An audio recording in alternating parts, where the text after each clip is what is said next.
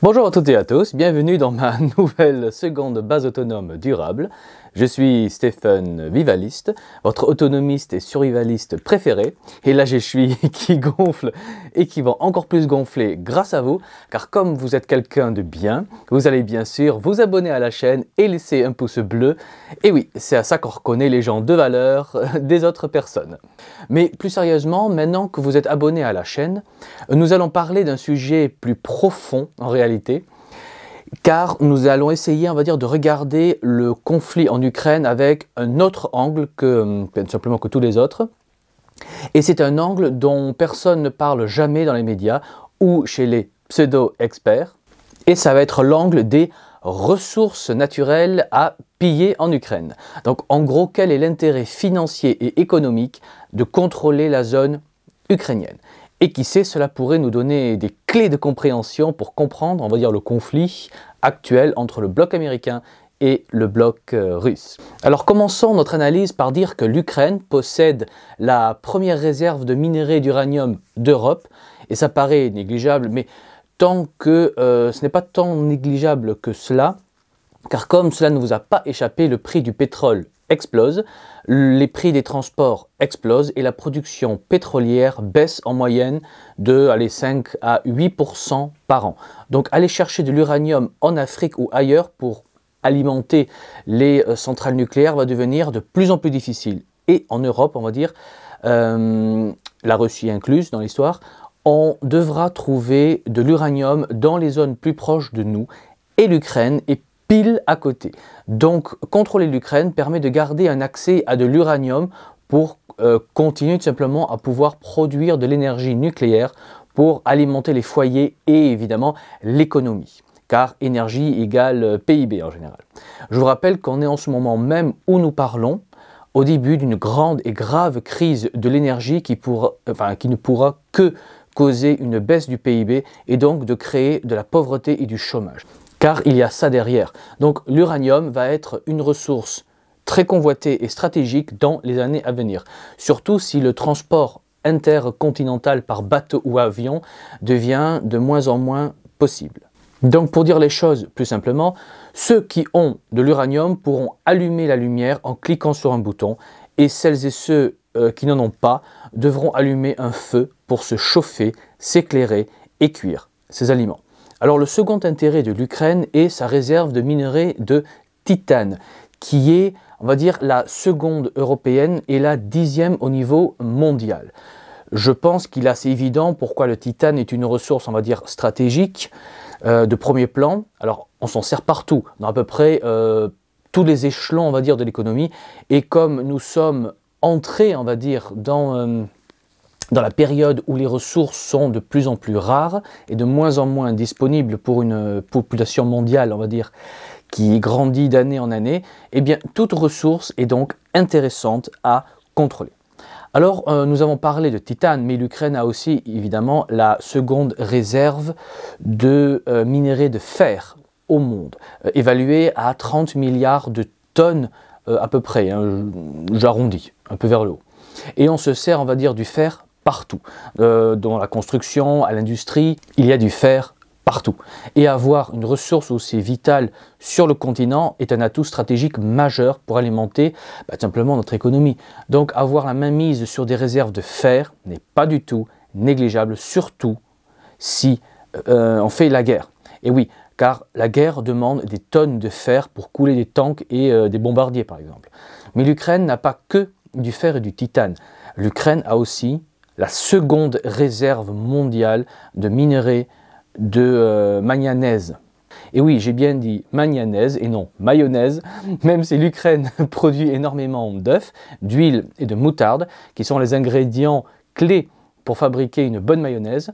Bref, le stock ukrainien de manganèse est évalué à 2,3 milliards de tonnes, soit 12% des réserves mondiales. Et ce minerai, on va dire, sert dans la fabrication des batteries, des circuits électriques et électroniques. Donc c'est un élément central dans la technologie moderne. L'Ukraine possède aussi la seconde réserve européenne de mercure. Et on sait que tout simplement le mercure est entre autres utilisé dans le processus de fabrication de batteries, de peintures, dans l'industrie dentaire, etc. Donc une économie moderne a besoin de mercure pour pouvoir fonctionner correctement. Mais ce qui est directement plus intéressant est que l'Ukraine possède la troisième réserve européenne de gaz de schiste. Et oui, soit 22 milliards de mètres cubes, et c'est accessoirement la 13e réserve mondiale.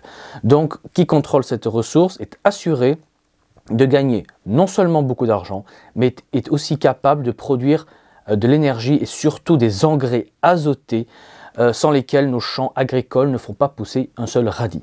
Et donc, celle ou celui qui contrôle la nourriture contrôle le monde.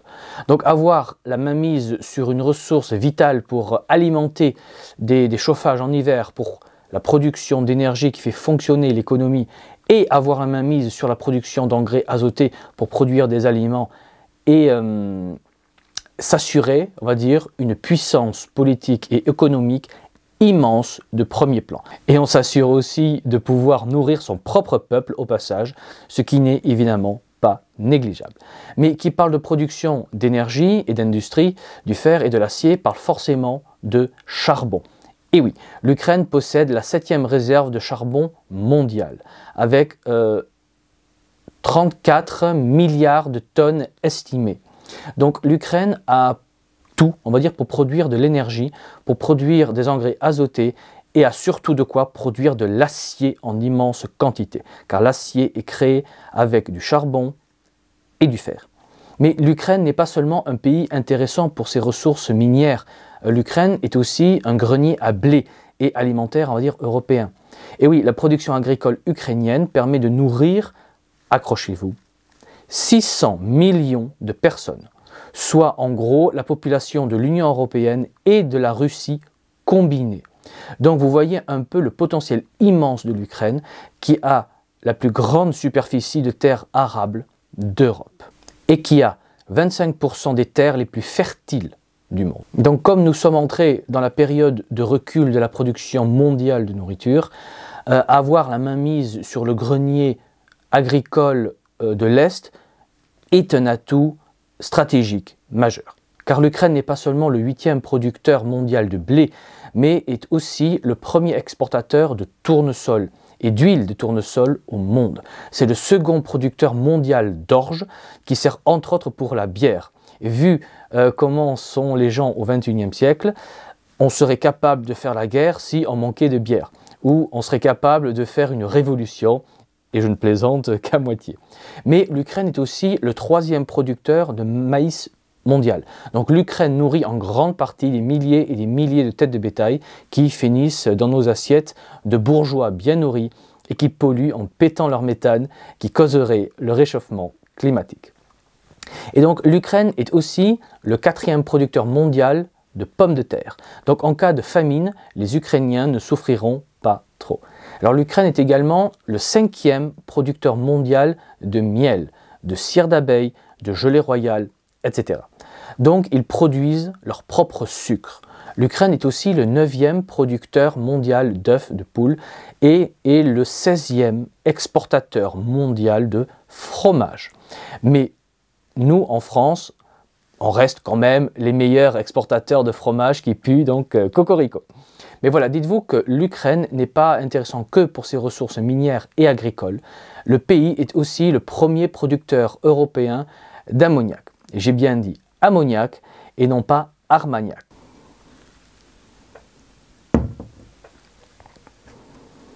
Ça, c'est notre richesse française à nous.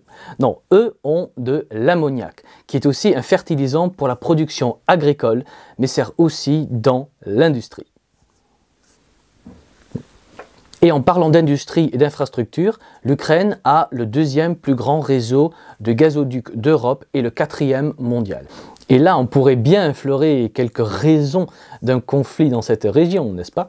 Car on parle ici bien de 143 milliards de mètres cubes de capacité de débit de gaz dans l'Union européenne, qui en dépend très fortement. Donc contrôler l'Ukraine est avoir un immense pouvoir et avantage géostratégique et géopolitique sur l'Union européenne. Mais l'Ukraine a encore plus d'infrastructures intéressantes pour quelques potentiels prédateurs. Et oui, le pays a le 3e plus grand parc nucléaire européen, soit le 8e parc mondial. Et comme on est dans une pénurie de crise de l'énergie, eh bien avoir la mainmise sur le 3e parc nucléaire européen n'est peut-être pas une si mauvaise idée que ça. Bon, après, il y a le réseau ferroviaire d'Europe, et donc l'Ukraine a le 1er mondial, soit 21 700 km de voies ferrées. L'Ukraine est aussi le 3e producteur mondial de localisateurs et d'équipements de localisation, juste après les États-Unis et la France. Et c'est pourquoi j'en parle. Mais l'Ukraine est aussi le 4e exportateur mondial de turbines pour centrales nucléaires. Et vu qu'on va très sûrement entrer dans une course à la fabrication de nouvelles centrales pour ne pas manquer d'énergie, eh bien ça va rendre l'Ukraine bien plus important sur la scène mondiale. Mais on a aussi parlé de guerre. Souvenez-vous, eh bien dites-vous que l'Ukraine est aussi un grand producteur d'armement mondial. Et oui, c'est le 4e plus grand exportateur de lance-roquettes par exemple, et l'Ukraine est le 9e plus grand exportateur d'armes au monde. Et pour produire des armes, il faut produire de l'acier, et dites-vous que l'Ukraine produit 32,4 millions de tonnes d'acier par an, ce qui en fait le 9e exportateur au monde. Et cet acier pourrait servir à couler des chars d'assaut en cas de guerre mondiale, par exemple. Je dis ça, je ne dis rien.